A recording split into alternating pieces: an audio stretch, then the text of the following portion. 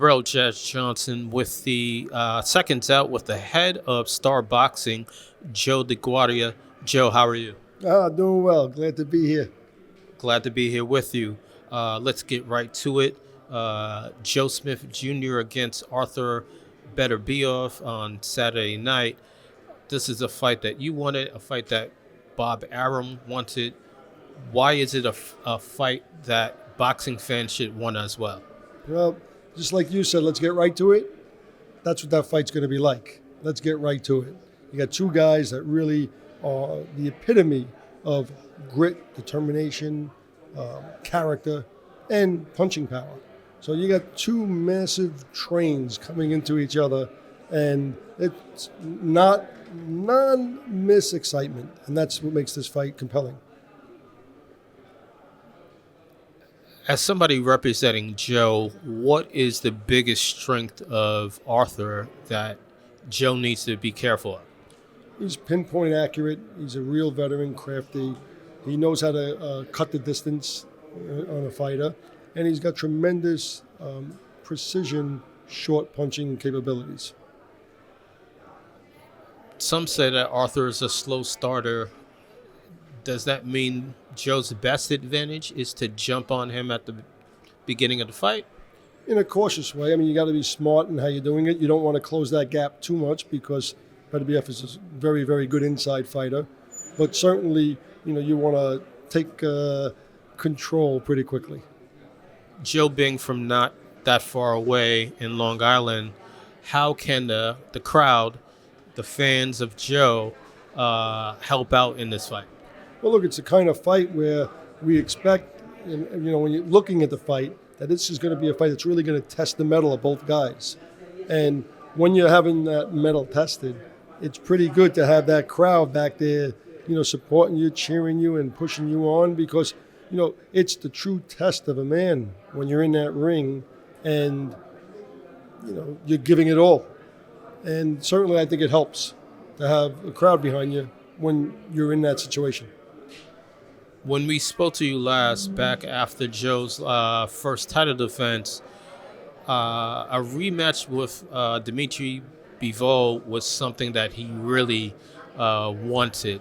If he was to unify on Saturday night, do you suspect that would be the fight that Joe would make, or would the possibility of fighting Anthony Yard, perhaps in England, be an option?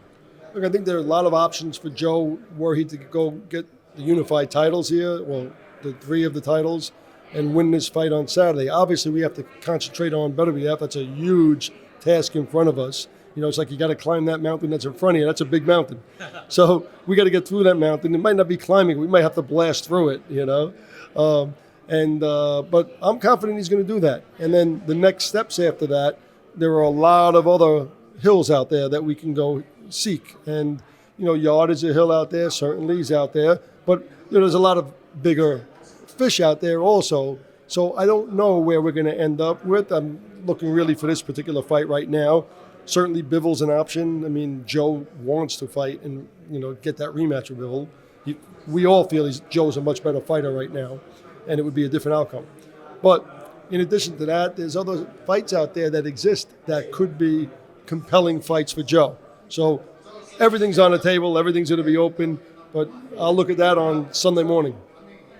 Canelo was the fighter that Joe called out after his last win. After his loss to Bivol, do you think Canelo is done at 175?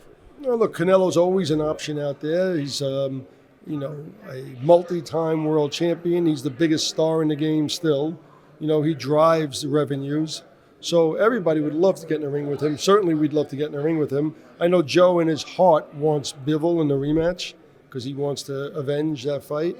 But certainly Canelo's out there, and that would be a massive fight between Joe Smith. If Joe gets by Beterbiev here and wins that fight in exciting fashion, which I think he will, fighting Canelo would be huge. So that's always a possibility.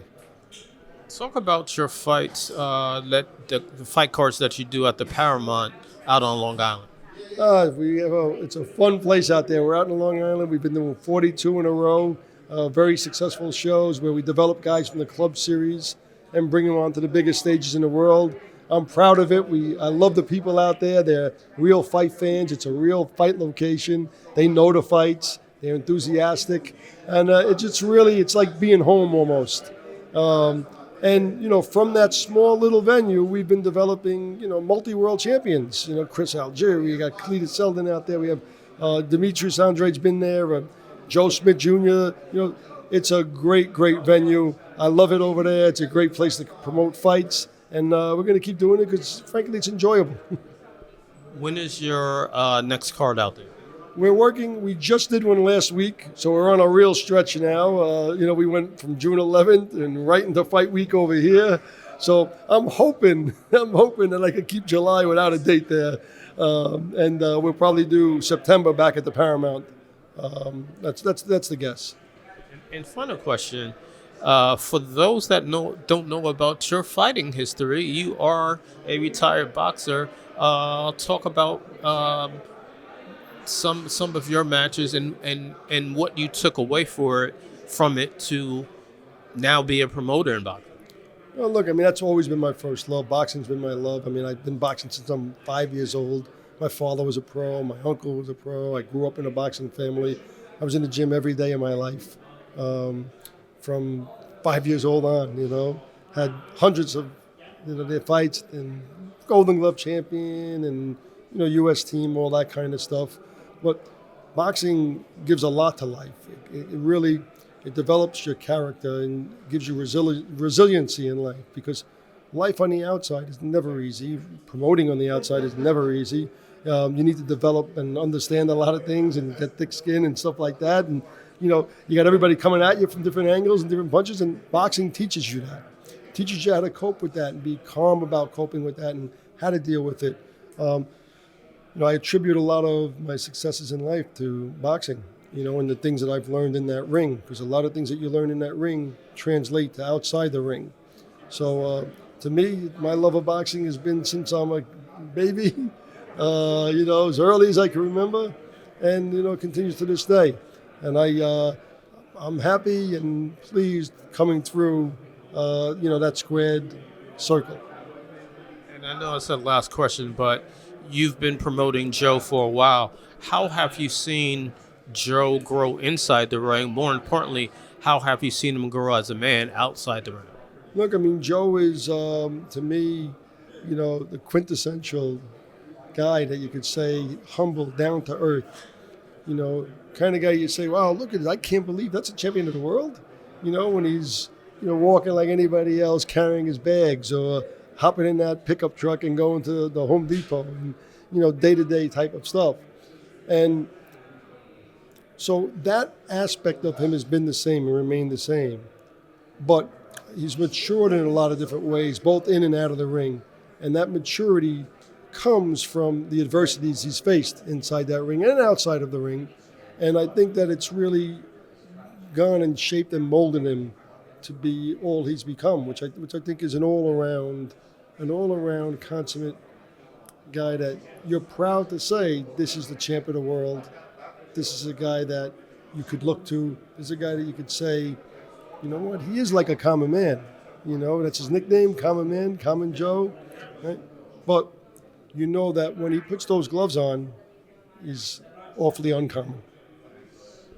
And the final question, Joe kind of burst on the boxing scene from a national and international standpoint when he defeated Bernard Hopkins. If he was to win Saturday and unify, would this be the biggest victory of his career? Yeah, look, he's had so many exciting, thrilling, and big victories. I could never forget 6 years ago to the day, June 18th, 2016, Joe had his signature win that burst him onto the scenes, really, and got him the Hopkins fight, and that was the Fonfara fight. He fought Andre Fonfara. He was a 30-1 underdog. So, and sensational first-round knockout. That's 6 years to the day of this fight. So it's to me, that fight was thrilling. It would really put a puncture mark on it if In between, he had the upset wins over Bernard Hopkins. He had the Alvarez upset win. He beat Jesse Hart, also an upset. Okay, so taking all of those and to basically cap it off by beating Beterbiev in a unification match 6 years to the date later, that's a great story. So this would be the crowning achievement, yes.